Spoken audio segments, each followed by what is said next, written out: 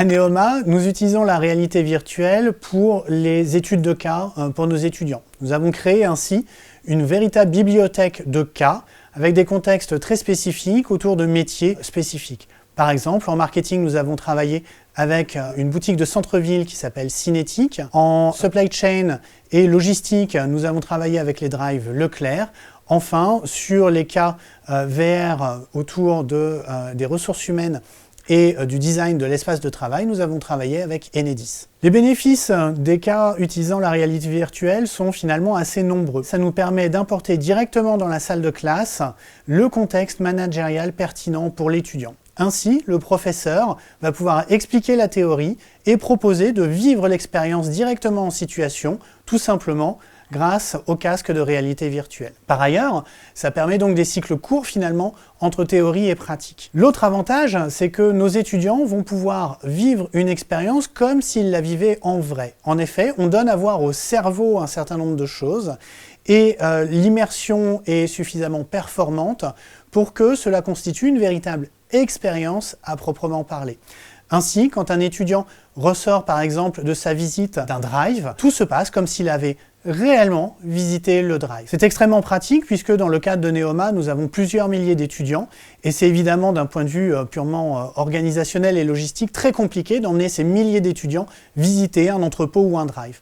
Grâce à ces études de cas en réalité virtuelle, nous pouvons fournir des contextes managériaux extrêmement pertinents pour nos étudiants et tous nos étudiants peuvent vivre ce type d'expérience. De cette bibliothèque de cas en réalité virtuelle, nous sommes finalement assez naturellement allés vers le métavers. En septembre 2020, c'est-à-dire un an avant l'annonce du groupe Meta, nous avons ouvert notre propre campus virtuel persistant où l'ensemble de notre communauté, c'est-à-dire un petit peu plus de 10 000 personnes, peuvent accéder 24 heures sur 24, 7 jours sur 7, à un bâtiment qui est le campus de Neoma dans un monde virtuel. L'objectif pédagogique du métavers était de permettre de créer une unité de lieu, mais aussi évidemment une unité de temps et une unité d'action pour permettre à l'ensemble de nos étudiants, par exemple d'un même programme, de vivre une expérience pédagogique commune.